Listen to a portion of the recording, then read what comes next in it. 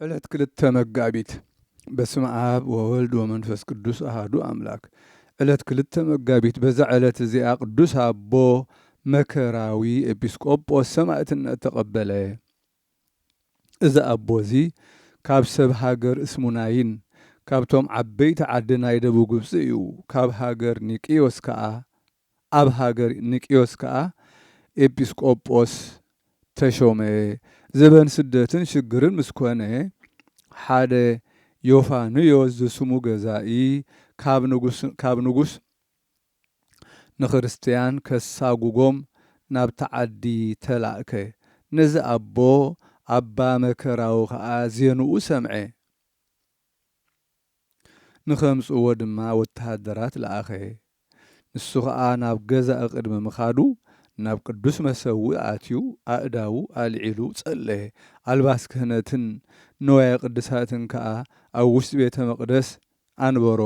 ካብኡ ንቤተ ክርስቲያን ክሕልዋ ናብ ጐይታና ኢየሱስ ክርስቶስ ለመነን ማለደን። ብዓብዪ ብኽያት ከምዚ እናበለ ጨርሐ። አንቱም ንጓል ጽዮን ማለት ንቤተ ክርስቲያን ኣፍ ደጌታታ ብርሃን ፀሓይ ኣባኹም ክዓርፍ ዘይሓደግኩም እዚ ናይ ቤተ መቕደስ ንዋየ ቅድሳት ሓልዉ በለ። ካብኡ ወፂኡ ምስቶም ልኡኻት ገዛኢ ኸደ። ናብኡ ምስ በጽሐ ከዓ ብዛዕባ ስሙን ስም ሃገሩን ሓተቶ። ንሱ ናይ ሃገር ኒቅዮስ ኤጲስቆጶስ ምዃኑ ምስ ፈለጠ ክቐጽዕዎን ክሕስርዎን ብሩር ዓረር ኣፍሊሖም ኣብ ኣፉ ከእትውሉን ኣዘዘ። እግዚኣብሔር ከዓ የጽንዖን የዓግሶን ካብቲ ኩሉ ስቃይ ከዓ ብዘይገለ ጉድለት ጥዑይ ገይሩ የተንስኦን ነበረ። ድሕሪ እዚ ናብ ናይ ሃገረ እስክንድርያ ሄርሜኔዎስ ገዛኢ ለኣኾ። ንሱ ከዓ ነዚ ቅዱስ ከኣስርዎ ኣዘዘ እሞ ኣሰርዎ።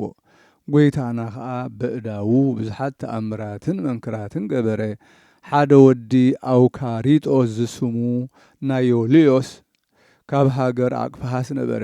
ኢደ እግሩ መጻጉዕ ኮነ። እዚ ቅዱስ ኣብ ልዕሊኡ ጸለየ እሞ ሽዑ ንሽዑ ሓወየ። ድሕሪ እዚ ኣብቲ ቤት ዮልዮስ ቅዳሴ ቁርባን ቀዲሱ ምስጢራተ ቅድሳት ተቐበሎም። ምስ ዮልዮስ ከዓ ንሱ ብዛዕባ ስጋኡ ክሓስብን ገድሉ ክጽሕፍን ተሰማምዑ። ሄርሜኔዎስ ገዛኢ ከዓ ብዛዕባ ኣባ መከራዊ ዝገበረን ተኣምራትን መንክራትን ምስ ሰምዐ ብዝተፈላለየ መቕጻዕቲ ክቐጽዕዎ ኣዘዘ። ብመንኰርኰራት ቀጽዕዎ።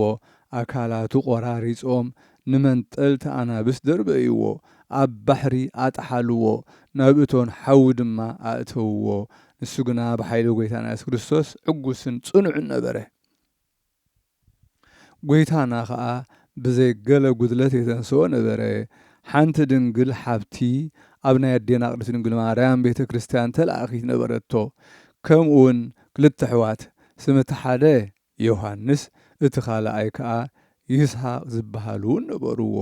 እዚኣቶም ኣብቲ ቤት ማእሰርቲ ከሎ ናብኡ መጺኦም ኣብ ቅድሚኡ ክንድቦና ዝኾንካ ኣቦናን ሓውናን ከመይ ጌርካ ንዓና ገዲፍካና ትኸይድ እናበሉ በኸዩ።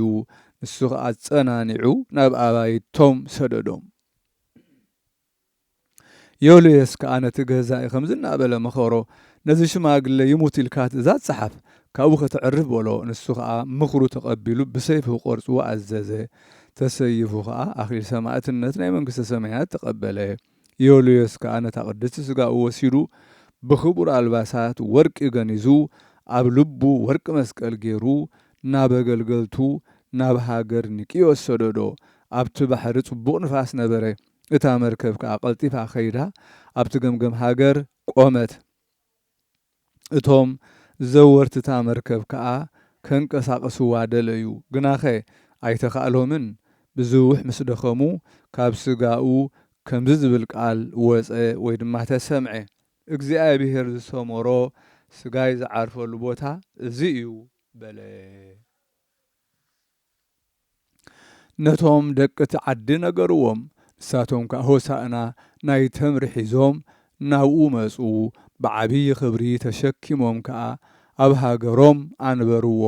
ኩሉ መዋዕል ህይወቱ 131 ዓመት ገበረ 3 ዓመት መጽሓፍቲ ቤተ ክርስቲያን ክሳብ ዝምሃር 29 ዓመት ብግብሪ ዲቁና ካብኡ ክህነት ተሸይሙ 30 ዓመት ገበረ ድሕሪኡ ከዓ ኤጲስቆጶስ ተሾመ ኣብዚ ሹመት እዚ 69 ዓመት ነበረ ጽቡቕ ገድሉ ፈጺሙ ዘይበሊ ኣኽሊል ህይወት ካብ ጎይታና ኢየሱስ ክርስቶስ ተቐበለ በረኸት ኣምላኹ ምሳና ይኹን ንዘለዓለም ዓለም ኣሜን።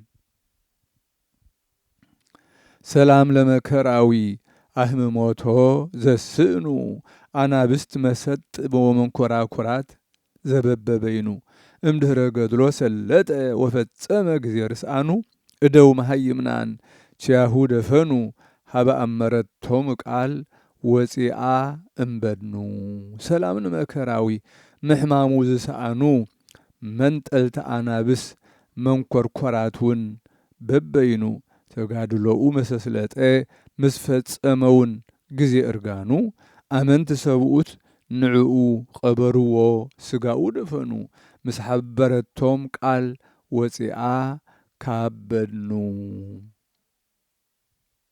በዛ ዕለት እዚኣ ቅዱስ ጎርጎርዮስ ራእየ ህቡኣት ናይ ሃገር ሮሃ ዓረፈ። እዚ ቅዱስ እዚ ቅድም ሓጥእ ዓማጺ ነበረ ድሓር ግና ናብ እግዚኣብሔር ተመሊሱ መንኰሰ ብዙሕ ተጋድሎ ድማ ተጋደለ። እግዚኣብሔር ማሕደር ጻድቃንን ሰማዕታትን ናታቶም ዓስብን ናይ ሓጥኣን ከዓ ዝተፈላለየ መቕጻዕቶምን ስቃያቶምን ክሳብ ዘርእዮ ኾነ። በረኸቱ ምሳና ትኹን ዘለዓለም ዓለም አሜን። ሰላም ለጎርጎርዮስ አመጻመወ ወተግሃ መልእልተ ሃገር ዘሮሃ መካነ ኃጥኣን ብካየ ወመካነ ጻድቃን ፍስሓ ዘበበጾታሆሙ ነጺሮ ብዙሃ ለእለ ውስተ ምድር ሰበከ ንስሓ። ሰላም ንጎርጎርዮስ ምስ ደኸመ ትግሃቱ መሰብዝሓ ኣብ ልዕሊ ሃገር ሮሃ ቦታ ኃጥኣን ብኽያት ቦታ ጻድቃን ፍስሓ በብደረጃኡ ረአየ ብዙሕ ንነፍሲ ዘፍርሃ ኣብ ምድሪ ንዘለዉ ድማ ሰበኸ ንስሓ።